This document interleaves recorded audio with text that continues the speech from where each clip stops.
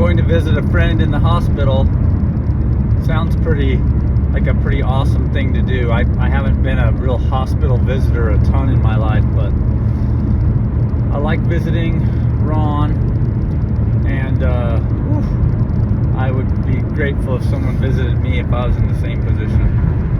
I was just kind of scrolling to try to find some really good stuff to watch. I was looking around on Jesus TV, see if some of the contributors to Jesus TV had any new stuff that I felt like I needed to listen to. And then I just the thought occurred to me, I feel like Jesus put in my heart, maybe you could just say something. Maybe if somebody was looking around on Jesus TV. I just kind of think about where we are in the world today. It's November 1st, 2023. All Saints Day is the traditional day for November 1st, the day after Halloween, the day of the saints. And it's 10:30 in the morning in Utah. And I'm just thinking about what's going on in the world right now. Here in Utah, we have peace for the most part. There's not a lot of peace in men's hearts here. A lot of fear, a lot of posturing, and a lot of hoping that everything calms down. I think there's that, but we see the news, we see what's going on around the world, and we know about the weapons that that just are made to destroy and to take life. It's a bummer. We spend so much time on those, but anyway. And I think to myself, what can we do? What does one do? If they're wise, they don't pick up weapons. They don't start doing stupid things, violent things. If they're wise, it makes sense sometimes that, just like a child that throws a tantrum, it makes sense that sometimes people do stupid things like that. When they're really afraid, they get behind some loud voice, some charismatic leader. That's what's so tempting to humans. Get behind some leader that'll solve the problem. Get behind a person that'll tell you what to do. And then you become part of a culture that, kind of, maybe you had some boundaries and some morals, some standards before, but now you're part of this culture,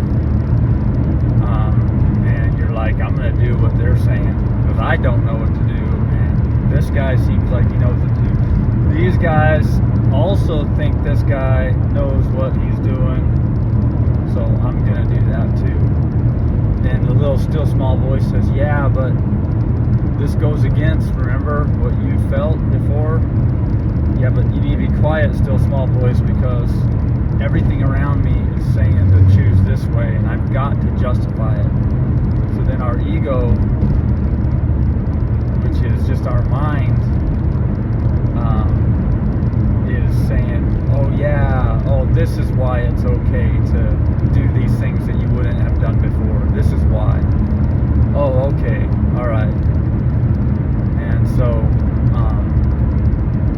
anyway, that's what's going on right now. What really needs to happen is what we all agreed to in the war in heaven. Just as a reminder, what happened in the war in heaven, and I say this, it's according to scriptures and even classic literature, is that there was a great council of all the spirits of God, all the children of God, and there was a plan put in place where we could grow, become more like Heavenly Father, where we could actually grow our light. But it was a danger, and we knew it was a danger, and it was told us that it would be a danger, because our light would be put into this creation where we could fail.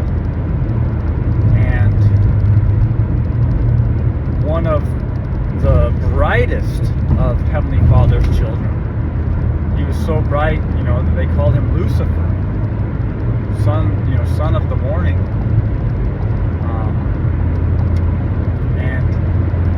And I feel like now that I understand a little bit more, I realize as bright as he was still very afraid. He was still very afraid of what could happen, and what he could lose. And so he said, I have a plan where we'll all go down there and I can force everything, control everything. I'll create structures where there'll be lots of rules and punishments, and I'll use control, and I'll make sure that everybody follows all the rules. I'll do it by force. But he must have been afraid to come up with a plan like that, because light does not work by force. Anyone who knew anything realized that plan would never work. Satan or Lucifer had to either have been stupid or he was lying. He had given into this nihilism that says it's better to just let the darkness win. It's better to just let the darkness dissolve our light. And so he lied, or he was stupid, deceived. But light does not work by coercion. It only works by freedom and by liberty and agency. That's just how light works. And I understand that in creation, in this world, we sometimes have to, we justify using force to keep things under control. And we justify it by saying this is the best use of force, or this is not a ton of force, or it's it's a good king. He's a good king. But it never lasts. Why doesn't it last? Because when you use force, you create a sickness. You create more fear. The people who get authority want it so bad and realize that they want it so bad, and it allays their fears so much that they want more of the authority, and they just begin to lose that true light. They can't listen to the true light anymore, because the true light would say, no, we don't use authority. We don't use control. We use agreements and long-suffering and gentleness and persuasion. But we stop listening to that, and the people who don't have authority want it, and they become snivelers and grovelers and panderers for more power and more authority, and they are more and more afraid. And that's what's going on right now, is the people who are allowing the horrible things are so afraid that they put off what's really going on in their heart. They push it away to justify what they feel is the thing that says, hey, it's okay to use force in this situation. And then we're back to Satan's plan. Well, what do you do? What do you do about that? Well, Jesus said that we would use agency and gentleness and meekness and love unfeigned, and well, what about the mistakes? What about the problems? And Jesus says, well, I'll pay for those.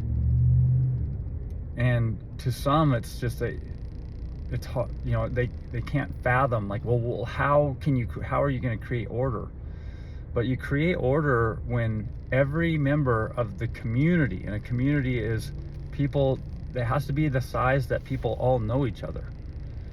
And I don't know if that's 100 families or 50 families or 200 families, but or 300 families, I don't know, but that's a community, and they decide, they live freely, they promise to live by liberty, which means that free hands will add value to their community. Free hands will add value to their community, not by tyranny, which is controlling hierarchies, will still value for themselves. They agree to live to that. They agree to all of the things that they do by common consent. And they decide to create different structures, different ways of dealing with mental illness or depression or crime or education or all of these things. They think it through, and they think, how can we do this with as much light and freedom and liberty as possible and as little force as possible? How can we do that? I mean, even the children, when they're growing up, they talk as a community, like, how can we create as much light as possible and as little force as possible? How can we bring this child, as we move up and up and up in age, to where we don't use force, we don't use hierarchy, we don't use authority, where the dad says, you will do this. Of course, maybe at first there's some of that, but then they try as quickly as possible to get the child and the parent and everybody to the point where they realize that the greatest happiness that we can find, the thing that we are really striving for here, is heaven. It's what Jesus presented in the beginning. It's organizations that build and grow together by consent and by liberty and freedom and agency. Well, we just need to get a good mayor. Well, really, is a mayor a central authority? Well, he's only put in there for 4 years. Still, is that the best way to do it? Yeah, you have to have a certain person, and the buck has to stop there. Or what if the community's decided by common consent, and whatever the final decision was, everybody in the community was saying, yeah, yes, we did it, we figured it out, we figured out a way to get this done without creating authority and control. That's the the pathway to heaven. That's the key.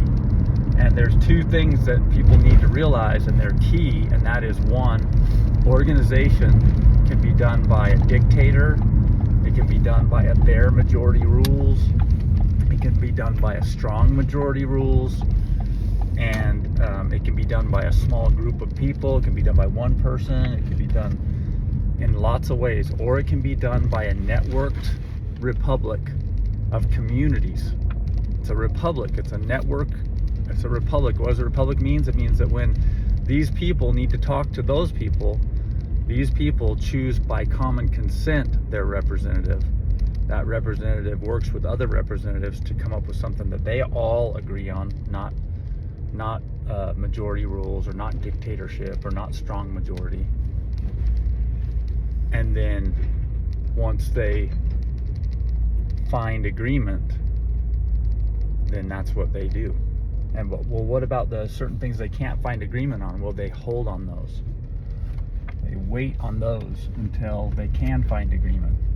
And then once they find it, then they move forward. And when the representatives figure something out that they all agree on, they bring it back to their communities, and they find consent, not majority rules, not we decided to do this. It's we all are these representatives. We agreed to something. I brought what you guys said to them. We tweaked it a little bit. They liked certain things, they didn't like certain things. We worked really hard and we came up with this. And the community can look at it and say, yeah, we like that. We can see good faith in that. We like it, and give it a yes. Or we like all of this. This is the only part that we don't like. And then that person would go back and discuss that and figure that part out. And where the communities found consent, they would see God's face. They would know His will. And where the regions of communities found consent, the same thing. And I think that's really what we do. What do we do? What we do is not think that violence is the answer, because it's just not. It's never going to fix the problem, and especially this time. This time the weapons are bigger and the stakes are higher.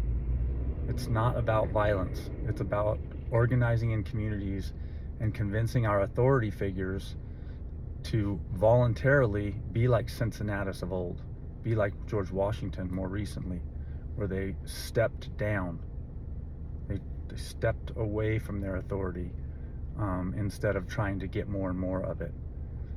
And they, went back to their family farm. We need to ask our leaders to do that. And then we need to learn how to organize in Jesus's way, which is these communities of common consent that tax or tithe by interest, not by income, never by income. Those two portions of the mechanics of heaven and of Zion are the starting, and then as far as the law goes, I think it's worth for communities to discuss that and kind of figure that out together, and how to solve problems. I think for sure they need to be genuine. People need to agree to that, be genuine, to act in good faith, and to never, ever, ever intend harm, and to do all of the things that you can as a community to make sure that people are able to be genuine, to act in good faith, and to intend no harm.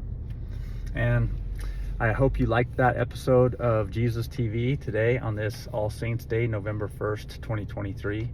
We're coming into the 69th week of Christianity, which, according to the great tower, which was built by Noah, it should be, and according to Daniel and the prophecies, it seems like it'll be somewhere in the early part of 2024.